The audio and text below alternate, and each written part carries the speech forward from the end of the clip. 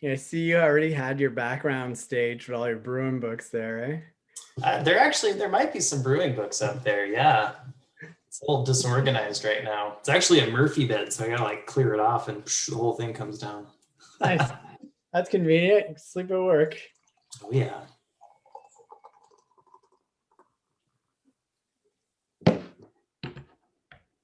What are you drinking there? I have pulled a Trailway Passion, Mount Passion. So it's one of our breweries in New Brunswick that brewed with the South African hops that we have. Pretty Pretty yummy. cool. Yeah.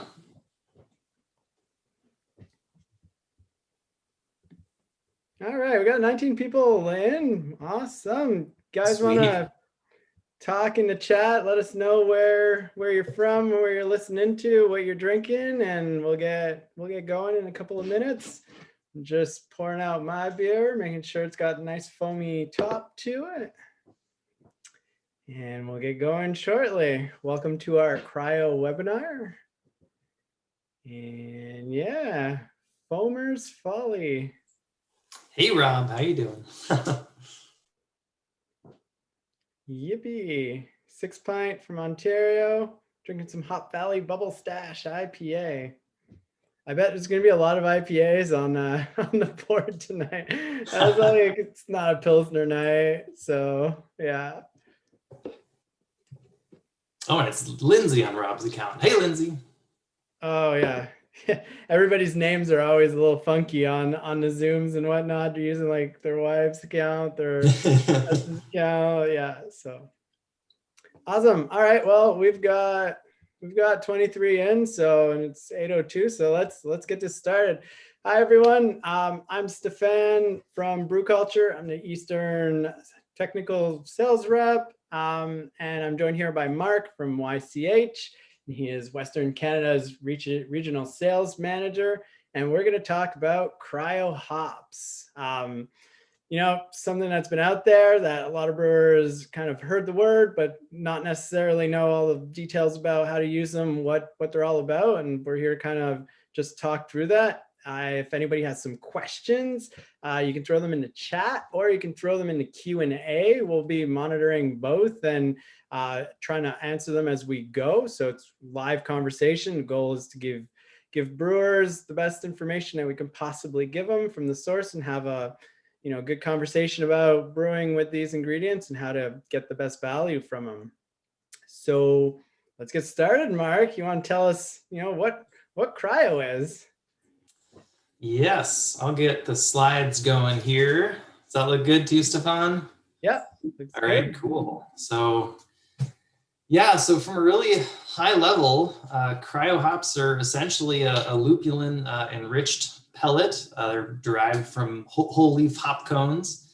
And so I've got, kind of a quick flow chart on the right side that just goes over, generally speaking, how this product's made. And so, we receive whole cone dried baled hops from our farms. They come in like giant 200-pound bales. Those go through like a pretty extensive cleaning and, get broken apart. And then, any foreign material that's in there is cleaned out of them. So rocks and seeds and things like that are separated. Then they go through the cryo hops process, which, essentially what we're doing is we're freezing the hops with liquid nitrogen down to below negative 35 Celsius.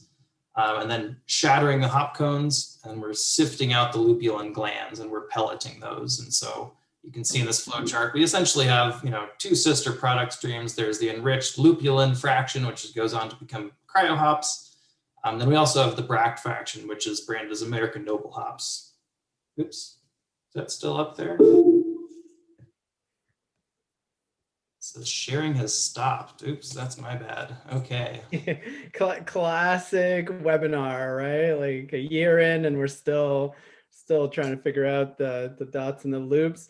During this pause, I'll just mention I'll be throwing in links to a Google Drive in the chat. It's not what we're presenting, but it's a lot of the same information, just in a PDF format that's a little bit easier to kind of read through. It's not presentation mode.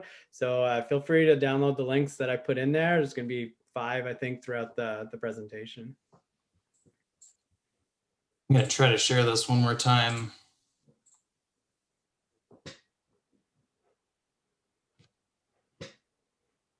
And we're back. That look good? Yep. All right. I don't really know what happened there. My monitor just capped out on me. Cool. So where was I? So yeah, that's generally the cryo hops process there. Again, we got the lupulin pellets, which are, obviously tailored towards more like hazy IPA production. Then we got the American Noble hops, which has some applications in lager brewing or something like that. But yeah, essentially it's just a product designed to provide high quality and intense hop flavor to beer. And so this is kind of just a fun little infographic. It's not the most scientific thing that we've ever put out, but this is basically dosing an equivalent quantity of T90 pellets and cryo hops into a glass, just to kind of show like the difference in compaction. It's interesting to note that we recommend dosing cryo at about 50% the rate of T90 pellets. But again, in this somewhat unscientific pint glass representation, it actually does compact a bit better than T90 pellets do. So the particulate size of cryo hops is actually finer than T90 because that bract material is removed. And so not only are you dosing half the quantity by weight, but you also can get even additional benefits of better compaction in the fermenter or in the kettle, if that's what you're using, and a little better beer recovery. I mean, these glasses, you're saying it's not very scientific, but like to me, this demonstrates just how it's going to impact your beers across like your fermentation vessels and through your dry hopping. Like if that's the like representative of what's going to happen in those tanks, like now you're starting to have a really visual cue of where that extract loss is going when you're dry hopping at these super high, big juicy 2 kg. I've seen up to 2 kg per hectoliter, which is just absurd almost. But if you're doing that with cryo, you're starting to get into a little bit less issues with extract loss there. Yeah, exactly. And I mean, you can see this if you do a really cryo heavy beer, and when you're dumping the fermenter, I mean, it's just like this thick, dense mat of material coming out of there. Doesn't look great, but it certainly smells good at that stage.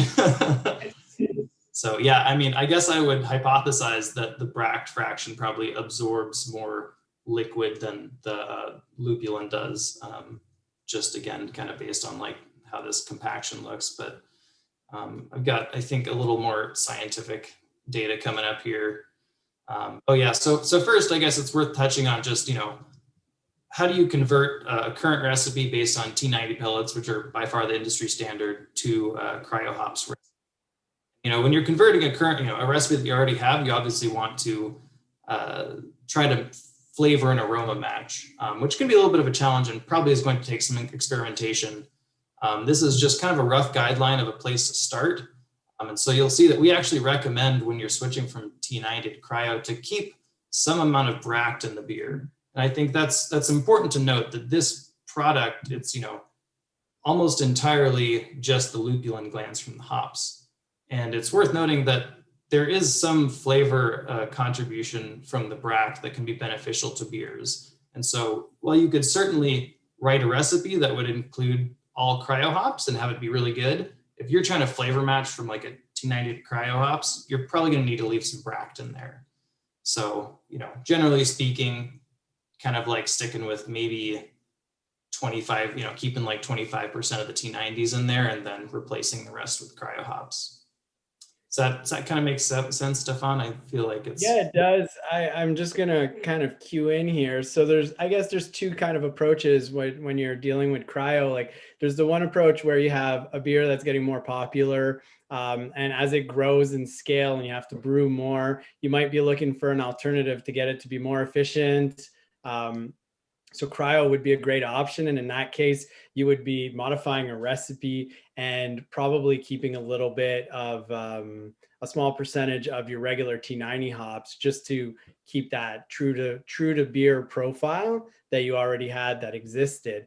But on the flip side, you could be, designing new recipes where you don't have to hit a true to style or true to brand flavor, and you could design it just dealing in cryo flavors and go 100% or blend it down. So it really becomes, the brewer's decision as to how he wants that flavor to come through in a beer, and whether or not using cryo as a tool 100% is what the brewer intends to brew. It'll give it a different flavor due to the fact that there's no bract. Is that correct? I think that's a much more eloquent way to describe it. Thank you. Yeah, there's kind of, two different ways to approach it. There's converting a current recipe, or if you're starting from scratch, which frankly is probably the best way to go, just like building your recipe with these products that you're more familiar with. So, we could talk, I think, more about this when we start talking about specific varieties, but like, in my opinion, there are hop varieties out there that are probably even better expressed in the Cryo Hops format than they are in T90. And likewise, maybe there's some that are not as fantastic in cryo and are better off in T90. I mean, it probably goes both ways. Yeah. And I guess you really control amplitude a bit better when you're dealing with cryo. So that's always something that's important. And, going 100% cryo, as a brewer, I would, if I would feel like I would need to know, how it works. So integrating it into a current recipe, and slowly dosing out T90 and replacing it with cryo will give you a good example of how to start using this properly. And then from there, you'll be able to use that as a building block to build your next recipes if you go 100% cryo. Yeah, I think that's a really good approach to do it. It's just kind of like dabble in it. And that actually kind of brings us into the whole conversation about yield gains from cryo, because it's hard to pin down a number. It's not like I'm going to promise an exact percentage yield gain that you're going to get, because it depends so much on your system setup. And I mean, obviously how much cryo you're incorporating into the recipe. So, this is just a survey that we sent out probably a couple of years ago when cryo was relatively new to the market. Just asking brewers, as they've experimented with it, changed recipes from T90 to cryo, what sort of percent yield increases have they seen? And, by far most brewers were seeing somewhere in the 3 to 5% range. But I mean, I can definitely say, I was just doing a collaboration brew with one of our local breweries up here in the PNW, and they were seeing like 10 to 15% yield gain. And wow. They were using it, I think they were sticking with T90 in the kettle and then doing their entire dry hop with cryo. And so, you could imagine that if you're brewing, I know you were talking in kilograms per hectoliter. My head is in pounds per barrel. I apologize. But yeah, if you're brewing like a 4 or 5 pound per barrel beer, I mean, cutting out half of the vegetal material in that dry hop is going to make a massive difference in how much beer you're getting out of the fermenter. Oh, absolutely. So, can you comment on what type of dry hop they were doing? Are they doing static or using some kind of injection or recirc system? Yeah, they were, I believe, just dumping in the top of the fermenter. Good old fashioned, just dump it in. I think they've got a 15 barrel system with 30 barrel tanks. But, T90, or excuse me, Cryo Hops, when it was initially released, and probably a lot of people picture this in their head, it was actually a powder, just like a bag full of powder. And frankly, it was pretty challenging to deal with. There were some issues with it floating in the beer. And so since then, we've added a pellet mill in line with it. And so all the cryo hops for the last several years have been pelletized. And I mean, it brews and functions pretty much just like a T90 pellet. It's actually a little bit less dense, probably. It's a little stickier, but you saw in those super scientific pint glass experiments that after 30 minutes, you've got complete dissolution into the beer. So, yeah. And they were probably doing a multi-stage dry hop as well, doing like some of the, pre-firm, or rather, post-firm, but also during fermentation. Yeah. So, maybe digging numbers. I know, this revenue and words like that. Again, this is an example. It's going to be different on everyone's system, but I do feel like this is actually a pretty conservative example. If you were to switch your recipe from T90, we're looking at an estimated yield increase of 5%. Roasting rate, pretending you got like 100% T90 and switching to all cryo at 50%. So this is probably in the ballpark, if not a bit conservative estimate. But yeah, you can see here that even though the cost of hops per batch is going to be higher because cryo is probably 2 times more expensive plus another 10 or 20%. Even with all that in mind, you're still ending up with a net increase in revenue, and that's solely coming from the excess yield that you're going to be seeing from the batch. So yeah, no, right on. Every drop counts was a very wise person once told me that.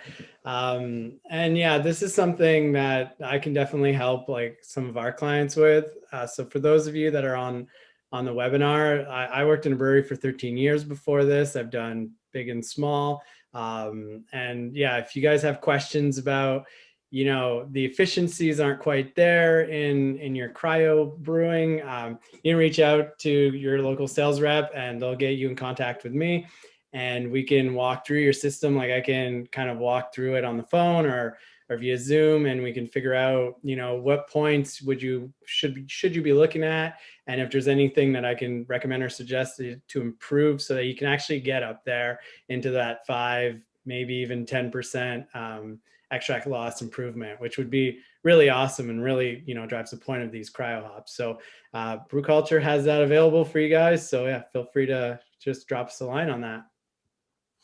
Yeah. And I mean, cryo is one of those things where, like I said, the more that you use, the more the yield saving or yield increases you're going to see. But I mean, there's nothing wrong with just like starting off with, just converting like 25% of your recipe to cryo and kind of seeing where that gets you. And again, if you're looking to flavor match a recipe, that's probably what I'd recommend, is just start small and work from there.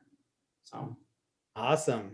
All right. So I think it's clear to me what cryo is. I hope it's clear to those who are listening. If there's questions, just drop them in chat and Q&A. But that brings, now that we know what it is, let's start talking about, how this compares to the other lupulin products on the market, or, what's starting to be called like advanced hop products. You touched on a few points. I've looked through what the competitors have, and I'm seeing, variable usages like 30%. But we're also seeing some of our competitors really drive a consistency message. So they're working on, always having the same alpha acid in their lupulin products, whereas the cryo hops is going to vary crop year to crop year because you're not reblending any bract in it to drive a consistent alpha acid. Is that correct? yeah, I mean, I guess it's definitely a topic that's worth discussing, because I do feel like there's a lot of different, so-called, well, I shouldn't even say that, just a lot of different lupulin pellets on the market. And it can definitely get confusing as to like what exactly each one of them is, because they're definitely not all the same. And so, there's T45 pellets, there's, all right, so T45, someone just asked about that. So how is cryo different from T45? I was hoping someone asked. So thanks, Kevin, for asking that. Yeah, that's a super good place to start. So maybe just starting with T90 and T45. So to a degree, they're kind of, historical names. T90 kind of represented a pellet where you had about 90% process efficiency. So, you put in 100 pounds into your pellet mill and maybe get 90 pounds out of it. These days, I mean, our pellet efficiency is probably at least 97%, if not close to 99%. It's not like we're losing a whole bunch of product. There's some like seed that gets pulled out of the Holcomb bales, and that's about it. And then likewise, T45 is probably even more of a misnomer, to be honest. Probably, I would assume that the name came about because, it's an enriched pellet, and therefore half of 90, 45, T45, it's, twice as enriched. But really, when you start to dig into spec sheets, you realize that a lot of so-called T45 pellets are probably closer to T70 or something like that. They're not true, 45% enriched pellets. And it's not like there's necessarily anything wrong with that. I think it's just worth noting that just because something's called a T45 pellet doesn't mean it's, should be dosed at 45% of what a T90 is. So, and then, I mean, just on that note, would you say that the process to make the T45 and the cryo is different? Like, to me, what you're talking about when you talk about cryo is that low temperature, that oxygen deprived environment, that, delicate separation of the lupulin gland. Like, does that happen in the T45 pellet, or is it more of a traditional process? Yeah, that's something I'd have a harder time answering, only because, I would consider myself something of an expert, I hope, in cryo hops, which is, a YCH product. I'm certainly not an expert in any of our competitors' products, and so I wouldn't want to disparage them in any way. Oh, hey, okay, let's shut that off. Cool. Awesome. So my computer is doing all kinds of wacky stuff. Anyway, so I'm good now. So, I mean, when we're talking about T45 pellets, Cryo Hops is actually a lot closer to probably what a true T45 is than a lot of the other products in the market, because we really do have about 40 to 50% product efficiency. So we're cutting out a very significant portion of the hop cone, about 50% of its bract, and the remaining 45-ish% is what becomes Cryo Hops. Whereas, if you start to dig into other spec sheets for, like, I don't know, Lupomax seems like it's the newest product on the market. I mean, Haas recommends dosing that at 70% of what you dose a T90 pellet. So again, I have no interest in like disparaging these products. I just think it's important to realize that they're definitely not the same. Just because something is a lupulin pellet does not mean that the actual pellet itself has this or that, product efficiency. So yeah, our standard recommendation is to dose at 40 to 50% of what you would a T90 dose, whereas a lot of these other products are closer to 70%. So it's just worth taking into account when you're, comparing prices, understanding how to dose them into your beer. Does that kind of answer your question? Yeah, and I think you had a slide there. Full disclosure, we came in here and had prepared to talk about the technical spec sheets between Cryo Hops and some of the competitors that are out there. So yeah, I know Mark put together a few points there. The big one is really dosing rate, paying attention to alpha acids, that sort of stuff. But I'll bring up another point that I kind of mentioned just in passing there. When I compared the two technical sheets, one of the things that stands out for me was the low oxygen, nitrogen enriched environment in which cryo is produced. Like, I didn't see that anywhere in the documentations for the other competitors that are out there. It might be something they do. I just didn't see it. So Mark, why don't you tell us why you go through that trouble and what that gives cryo as an advantage? Yeah, I mean, cryo was really developed to very specifically be a high quality late kettle or dry hopping product. Whereas, a lot of T45 pellets, like you mentioned, they're standardized based on alpha acid. Whereas we're not blending any bract back into these to standardize alpha acid or anything like that. So it's, in a way, I feel like it's kind of a different mindset or a different inspiration for these products. So yeah, when we were going about actually developing the Cryo Hops process, it was, every step is basically ensuring that we're, keeping that lupulin gland intact throughout the whole process, minimizing oxidation as much as we can, et cetera, just so that you have the highest quality aromatics in a dry hopping product. And so, yeah, essentially, I mean, the moment that the hops leave the whole cone bale, when they're broken apart, they're under a very cold, so again, below negative 35 Celsius environment, cooled down by I know it's you don't want to be in there. Yeah, cooled by nitrogen, so it's a low oxygen, nitrogen rich environment. So there's very minimal oxidation happening. The lupulin glands at that temperature are actually pretty much like rock solid, so they don't smear as much as they might at a warmer temperature. And so you end up with a finished pellet that actually has majority intact lupulin glands, very minimal smearing, very minimal oxidation. And then of course it's packaged in a oxygen impermeable foil, flushed with nitrogen. Yeah. Nice. So something that I discovered after like walking out of a brewery and taking this roll on is just like general shelf life of hops and all that. So what can we expect from the shelf life of cryo, like CY20, CY19, CY18? You know, there's huge different in prices from, you know, supplier side. Can you speak to any kind of, you know, information that you have on shelf life stability and, you know, flavor intensity and how it's impacted over the course of 2 or 3 years? Yeah, so I think our official shelf life for all of our pellet products is 3 years.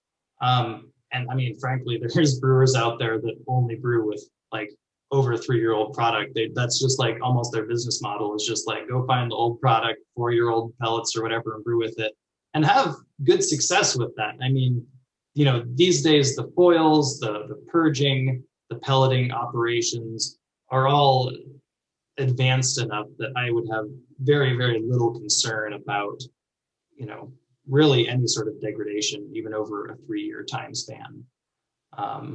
Whole cone is a different story. Unfortunately, you know, I mean, you could kind of imagine what whole cone bales of hops look like. They're kind of like big sponges. And so really like, even if you compress those as much as you can, flush them, back seal them, there's just inevitably going to be a bit more oxygen in that package than there is in a pellet. So whole cone, probably shouldn't quote me on this, but I think we have like a 1 or 2 year shelf life on that. I mean, yeah, from a quality perspective, I'd recommend brewing with whole cone that is not much more than a year old. Whereas pellets, I would have very little concern about 3-year-old pellets as long as they were, you know, kept cold that entire time, packaged in a high quality environment. And I mean, yeah, you know, if you could find some like 2018 Citra out there for a good price, like that's a fantastic deal because it assuming it's, you know, from either directly from a supplier or through an approved distributor, it's going to have been kept cold, handled well, in really good condition. Yeah. Yeah, and that's something I started working on Brew Culture is just having a quality program, a sensory program around our older crop years. That, you know, as a brewer, you know, I was like, what? Crop year 18? What? And you know, so I had to prove it to myself. So now, you know, I get every old crop year. I started at 16 and I've been building my way up and doing sensory analysis on the hops. And yeah, I'm surprised at what I've been finding as well. Like it's, you know, it's crazy the misconception that has been there. And, you know, when you think about it and take a moment and you're like, yeah, we put all this energy into packaging it properly. It spends its whole life in a fridge, like whether, you know, it's at the warehouse in the West Coast or in, you know, our brew culture warehouses in Canada, it's always cold and it's nitrogen sealed, so there's no real reason for degradation. And you know, that's what I've been finding, and I'm excited to kind of have a full range of data to really be able to share that more eloquently. But I'm happy to see that, you know, from the supplier side, that you guys hold true to that kind of statement that, you know, 2-3 years is not a long period of time for hops that have been properly manipulated at harvest and then properly stored afterwards. So awesome. Love hearing that. That is great news for brewers who are looking for a little bit of cash savings on top of the efficiencies that they're going to be gaining from cryo hops. Totally. Yeah. And I guess I could also mention that, you know, some of the, you know, like the nitrogen rich environment that cryo hops get processed through and all that, it's not necessarily unique to our cryo line. Our T90 pellet lines actually also have like a nitrogen purged inlet to the pellet mill, and then the pellet mill is cooled with liquid nitrogen. So, I mean, yeah, that's just kind of the nice thing about pellets. And that's part of the reason that they're the industry standard is they just have much better storage stability due to their processing and also just kind of the nature of a more compact pellet. Yeah. Nice. Okay, so I came up something really random today. We didn't pre-talk about this, but I kind of want to hear your thoughts on it. So I was digging through the internet, you know, doing the regular thing that I do, and I fell on this guy who said he had bought like a $25, you know, clothes iron, like just, you know, what people who work in office, you know, use on their clothes. and he was resealing the foil bags with them with that iron. And then, right before closing the last bit, he was just purging the entire bag with nitrogen. Have you heard of anybody doing this with like just your run of the mill iron and, Maybe not with the clothes iron, but I will give him points for ingenuity. Yeah, let me think. So back when I was brewing, I mean, we were basically just, you open up the hop bag, use what you need, and then kind of like squeeze as much air out of it as you can and roll it up and tape it. And I think that's probably good enough if you're going to be using up those hops within a couple of weeks. I was actually just back at that brewery I used to work at, and now they've got like these kind of cool chip clips or something like that. And so they're taking a CO2 line and purging the bag and then clipping it shut, kind of like while you deflate it to like make sure that there's CO2 coming out of there. I think that's a good way to do it. I mean, yeah, if you have a clothes iron and you want to do that, or if you even have some sort of like vac sealer or like something that'll like do a hot seal on that bag, I think that's a fantastic idea.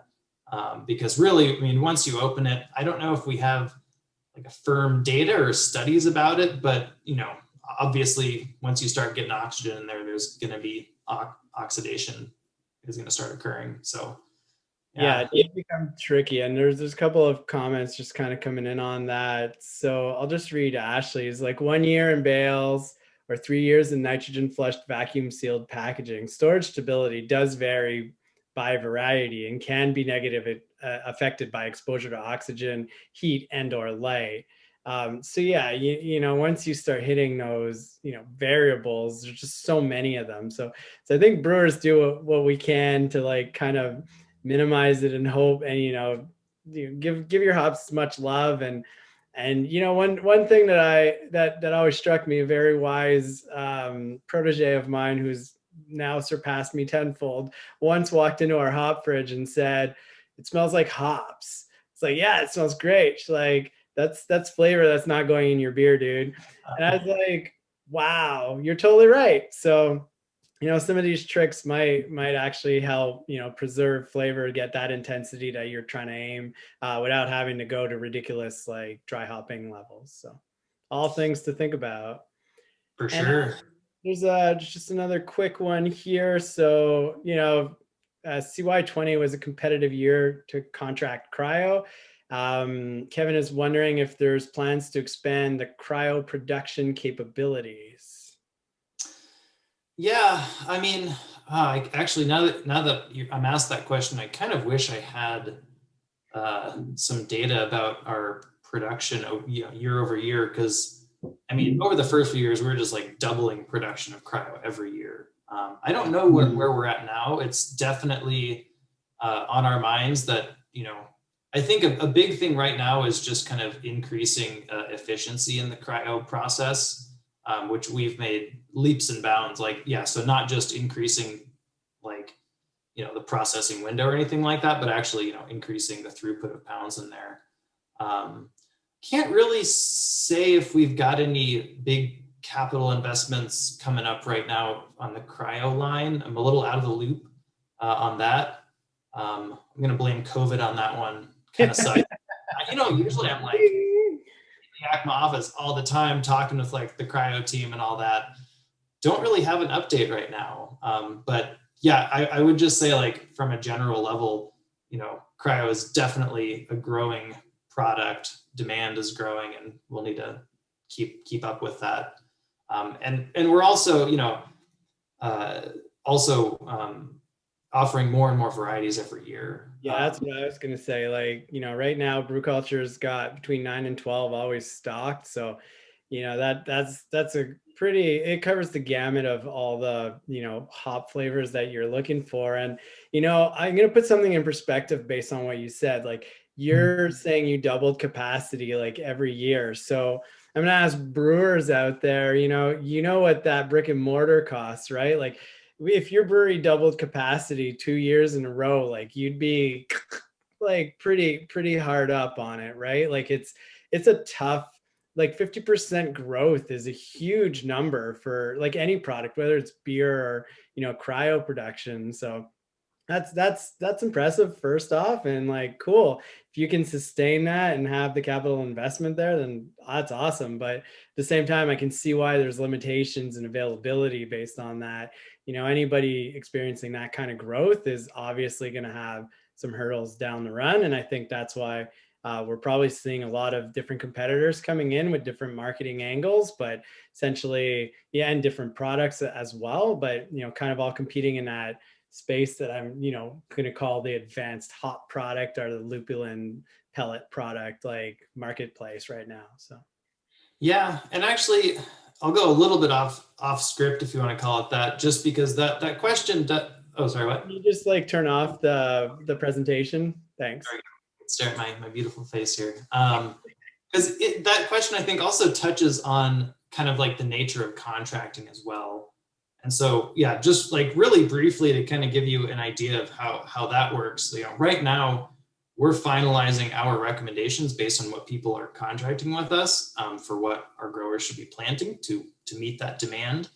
And so, you know, at this stage, you know, we're getting pretty close to planting. I don't think we're quite there. You know, there's still some like snow cover in the valley, but you know, at this point, we could expand acres to some degree, however much we need to accommodate demand.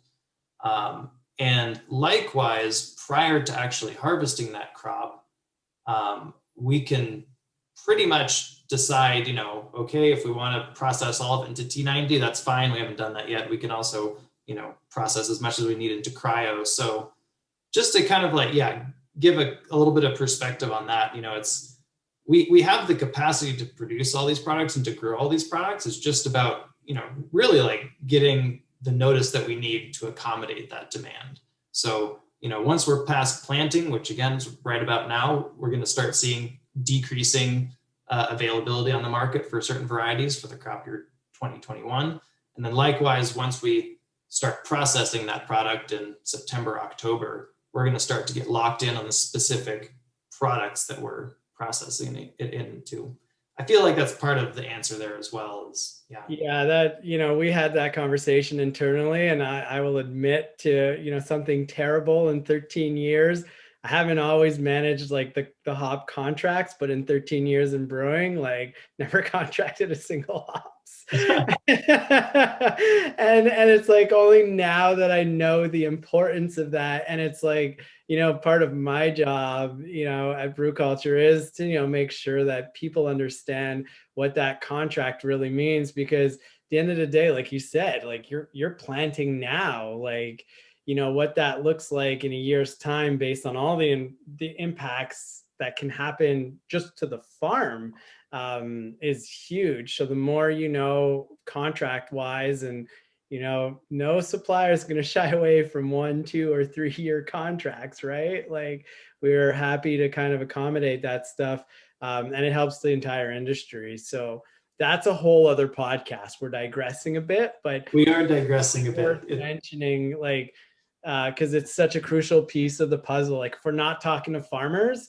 then how do they know their hops is good? If we're not telling them, if we're not telling farmers what we want, how do they know what to plant? Like it's part of the business, right? And I think there's a huge disconnect there that we can definitely probably do a whole podcast on, which our webinar, which will be probably in the queue for us. Nice. All right, so we digressed a bit, but great information, Mark. Now I want to kind of like segue into some specific hops that we have in cryo that are pretty exciting. You guys at YCH have been doing some pretty cool research based on, you know, some of the compounds and some of the molecular structures that are in hops, what's soluble, what's not soluble. And I kind of, you know, fished through the ones that I thought were exciting. So I'm just going to surefire you a couple of examples, and I want you to kind of explain to me why I should care about these things. And while I'm doing that, I'm going to share the spec sheets that kind of talk about this in the chat, so you can download them as well. So the first one I want to talk about is Euquinaut. So apparently Euquinaut has this super high level of 2-methyl-butyl isobutyrate and isoamyl isobutyrate. I had to write those down. So Mark, tell me why I should care about this. Gladly. First, I'm going to be a little bit of a pedantic here and say it's actually Equinaut. It's okay though. It's a common mistake. Here, let me share my screen because I, of course, do have slides for all this. Gosh, I feel like such an old man sometimes with this. Is that working? Oops. Can you see Equinox there? Yeah, sure can. All right, cool. Just to give people something to look at while we talk here. So yeah, you rattled off two esters that are at pretty high concentrations in the Equinox variety, and the reason that they're mentioned in that info sheet that you just linked is because they're compounds that are not only relatively soluble in beer, but also make it into the finished beer. So we're kind of calling it survivability. So we've known for a long time that hop oil is obviously critical in hop aroma in beer, but there's still so much research to be done about which constituent oils are actually relevant to beer aroma.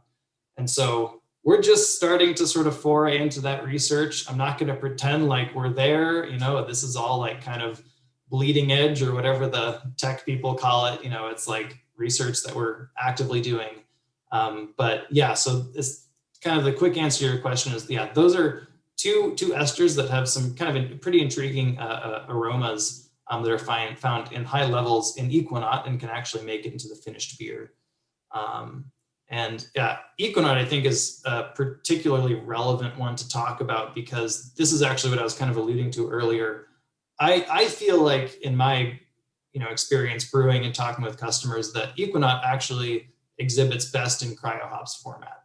Not to say that there's anything wrong with the T90s, but just in terms of like the crazy like sort of pineapple-y, tropical melony aromas that you get from it, they really shine in the cryo format.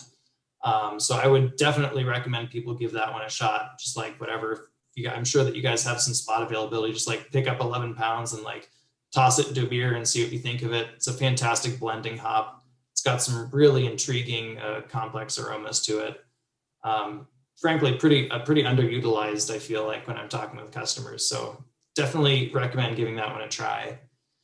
And yeah, I mean, just in terms of total oils, it's a beast as well. It's easily up to like the 4 milliliters per 100 grams, so 4% by mass oil content, which is pretty hefty. Perfect. So Equinox, there you have it. Next one on my list, I'm probably going to butcher the name of this one. These are all names I never say out loud. Ethanum. Why do I care about these high levels of methyl geranate? So again, I'm probably going to sound a little bit like a broken record, but again, that's just one of those compounds that's a constituent of that total oil and hops that makes it into finished beer. So it's just, yeah, it's something worth noting because again, it's going to have an impact in your finished beer. It's a nice. By the way, it's actually a region kind of near where Yakima is. So yeah, and actually a tandem, if I can go on a brief tangent here, it's got kind of a fun story. It's been around for a long time. It's actually YCR #1. So it was the first hop released from the Yakima Chief Ranch's breeding program. So it's not a new hop by any means, but there was a stretch of years there where actually a lot of the rootstock was infected with the hop stunt viroid, which really impacted yields and overall hop quality. And I think it was in the crop year 2017 or 18, somewhere around there, that we actually replanted all the acres in the Yakima Valley with viroid-free rootstock. And I mean, I got to say, if any of you like come down to Yakima in September, we need to go visit Ethanum fields because they're just like the most characteristic, most beautiful, like bushy, giant vines that you're going to see. It looks incredible, and the quality is definitely reflected in that as well. So yeah, it's kind of a, I don't know, alternative to Cascade or something like that. It's like in a similar aroma category, but maybe with a little bit less bract influence. And of course, a nice one in cryo as well. Nice. And like methylgerenate seems to have less of that like tropical and like more other flavor like active. Like what is that? Is cedar citrus like accurately describing that, or is there something particular about methylgerenate? Yeah, it's going to be in that range. I mean, really, it's kind of called out just because like it's at notably high quantities in this specific variety. Yeah.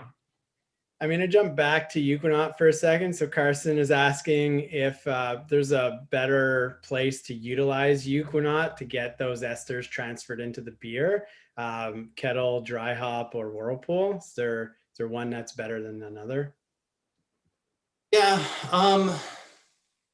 Probably, I mean, if you're really looking for just like sheer solubility, probably doing it in the dry hop is the best place.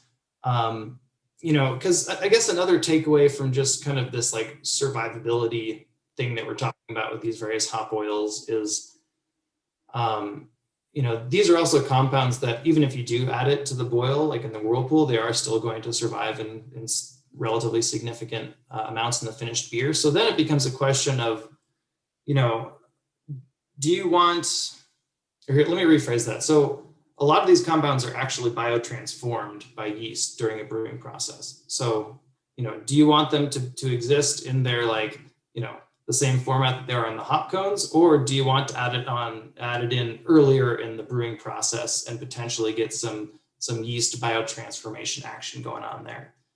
Because yeah, a lot of these esters end up being transformed by the yeast in one way or another and end up perhaps being different esters. I think actually in that spec sheet that you shared, I put a couple sources at the bottom. I think one of those papers is the one I'm thinking of, but they're interesting if you really want to like dig into the science and kind of see like, you know, what happens to some of these compounds during the brewing process. It's a little heavy, of course, in the scientific lingo, but they're fascinating to read. Yeah, and I'll just caveat on that. Like one of the things I wanted to do a webinar the most on was biotransformation. And even within the industry, like suppliers aren't quite there ready to talk full on biotransformation. So brewers on the webinar, you're gonna have to wait a bit because as excited as I am and you probably all are to like get like that secret key to understand that, like Mark just said, like what's out there is very specific, very heavy, you know, on the scientific stuff and very benchtop. It's not like widely out there and widely understood yet, but you know, we've got friends and partners that are working on it. And I think, you know, what I'm hearing from, you know, the explanation of Equinaut is, yeah, you're gonna have to play with it. You're gonna have to see, like, you're gonna have to do side by sides, you know, one that has a higher whirlpool, one that has a higher dry hop, you know, day 4 dry hop, and see what happens with that, you know, biotransformation in your brewery, because it's gonna be different in everybody's brewery. We know that.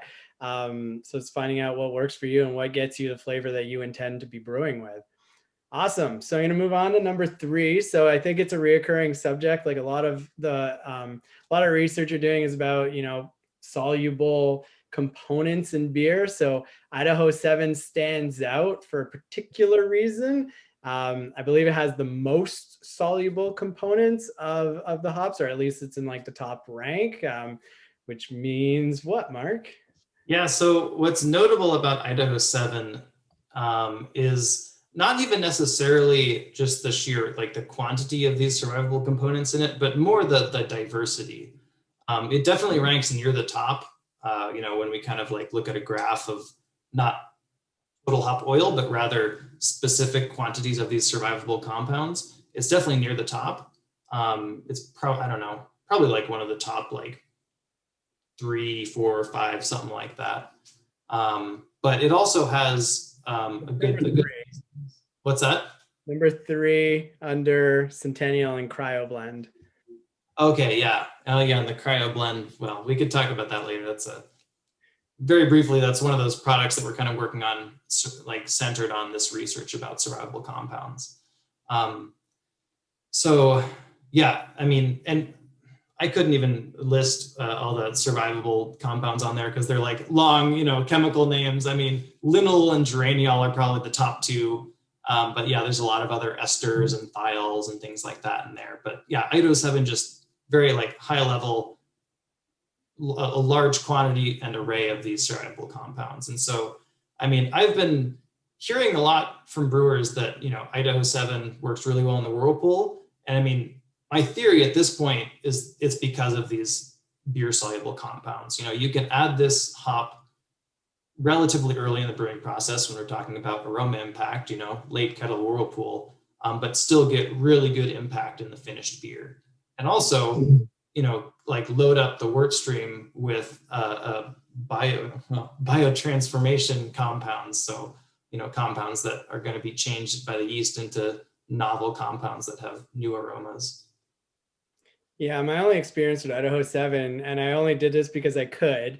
We brewed a Hopfenweizen and we double dry hopped it after using like traditional, high banana ester yeast, and we did a day 4 and a day 7 dry hop on it, and it just punched. It was just this glorious, epic, like ripe pineapple, and with that banana, and just right up my alley. And this was a beer I've always wanted to brew. I didn't know what hops would work well in it, and Idaho 7 just came through and did something pretty amazing. Before we get into the last hops, got a question from Joel. So I'm just going to read it out here. Do total oils and alpha acids proportionally increase when compared to each other from a T90 to a cryo hop from the same crop? So I think I understand what's being asked, and I would say that yes, like in terms of concentration of alpha and oil, they're going to be, relatively speaking, concentrated to the same extent. Did I understand that correctly? Yeah, it's kind of what I'm understanding too. And Joel, feel free to kind of just throw something in the chat or again in the Q&A. But yeah, as you're separating it from the lupulin, like separating the lupulin and the bract, like what we're seeing on paper, like for your typical T90, that's just increasing proportionally based on the idea that none of that is present in the bract, or very little of it, if any. Yeah, the bract contains pretty minimal alpha and oils. There are that kind of gets out into the weeds, but there are some aromatic compounds that actually appear to exist more in the bract than the lupulin, which, again, that kind of gets us into like the whole, why is American Noble hops interesting? But, we're talking about hazy IPAs. Cryo hops has more of an application there. Yeah. But yeah, so yeah, essentially, yes, I would say that they are, relatively speaking, concentrated to the same extent. And I think that also might dig into the question of, dosing for these products. And, part of the impetus for this research about soluble compounds is to understand and give brewers a better tool for, how do you dose hops late in the boil or in the whirlpool or in the dry hop to get however much aroma impact you're looking for. Obviously, if you're looking, for bitterness, we have alpha acid. That's a super easy one. Just to an extent, you just dose based on alpha to get however much bitterness you want. For aroma, it's more complicated. There's some people, I think, that are trying to dose based on total oil percent. I've seen some research papers that essentially say that doesn't appear to have a statistically significant impact on aroma. And one of your coworkers has a really interesting line. I don't remember whose line it is, but the scene line. Do you know that one? Oh, is that if it ends in "ene," it won't make the scene? Yeah, and when you look at total oils, it's like, most of the ones that are listed are, finishing in "ene," which is, pretty interesting. This blew my mind. I was like, wow, okay, this changes the game. Like that's a whole other webinar, like C of A's and understanding that. And we're kind of touching a bit on that now. Yeah. Actually, I just took this note. So that's from I think his title would be lab manager or something like that. He's essentially our mad scientist, Pat. He's the one that's quoted there. And I just got another one from the other day. It's if it ends in "all," you'll get it all. So OL is alcohol. It's like, wow, you just like got tons of those, huh? Love it. All right, so we'll move on to the next hop, which is perfect for what you just said. So Laurel, why do we care about the high levels of linalool? Yeah, technically linalool, but yes, it ends in all. It's an alcohol, a monoterpene alcohol, I guess. And so again, what I keep saying, it's one of those, high survivability compounds. Linalool is actually, I think, the highest, has the highest concentration of linalool of any of the hops that we carry. And, linalool kind of has like a floral, slightly fruity aroma to it. And the reason that it's notable is because it smells good. It's fruity. It's floral. That's what you want in your beer. But also, there's some synergistic effects. There's some research that suggests that, the presence of linalool plus geraniol together is actually greater than the sum of its parts. And likewise with other compounds. Like I said, it's not like we understand all of these sort of synergistic interactions, but I can definitely say, oops. I'm trying to turn off your screen, but it's not working. See if I could, I don't even know. See, yeah. Anyway, I lost my train of thought. Come on. What else? Yeah, I don't see a way to exit it either. Me neither. I just broke it. Uh-oh, what has happened? Well, maybe somebody else will jump in and help us. We're just... There you go. Found it. There you go.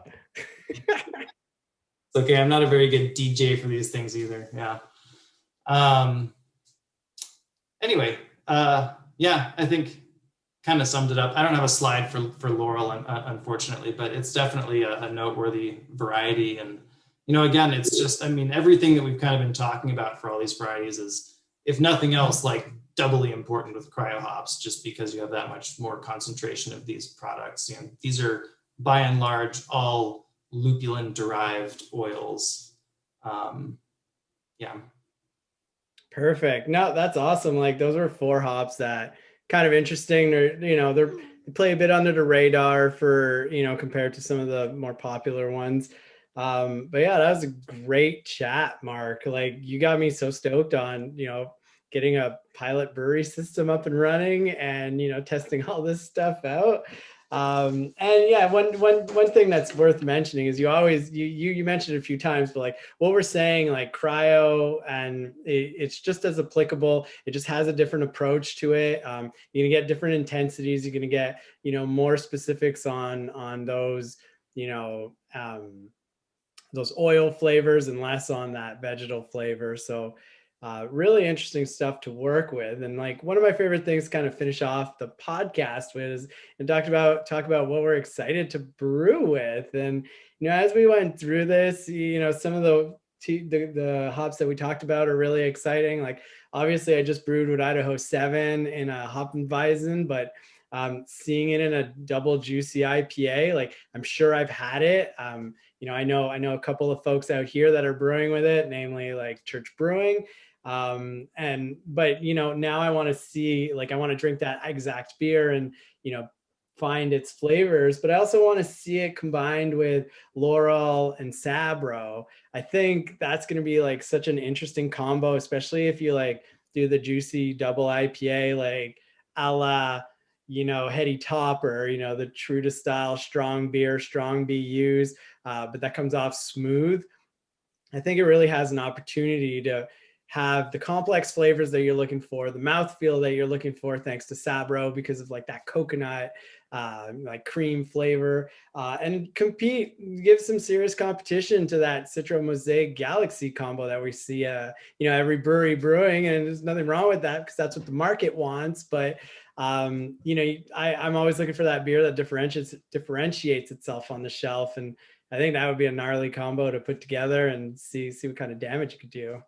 What about you, Mark? What are you excited to? Yeah, I think you kind of nailed it there. I think Sabro is a great way to differentiate your beers just because it's just a sheerly unique hop. I mean, that's one of those Neo-Mexicanos hops. Talus is the other one that we've released. And I'm enamored with them just because it's almost like you're pulling from a whole new bucket of flavors when it comes to hops. Suddenly you have like coconut and some of these like very different sort of tropical aromas coming from them. And then, yeah, likewise with with Laurel, I could say from my brewing experience, that's one of those hops that just started sneaking into just about every beer that we brewed, just because it was such a great like general aroma enhancer. It's kind of a do-it-all hop. It has a little bit of like noble character to it, light floral, like a light herbal sort of note to it. It's got really nice fruity citrus punch to it. So yeah, blending it into your IPAs, throwing it in a saison, throwing it in a lager, it's all good. But so you just said something like blending hops. What makes a hop a blending hops?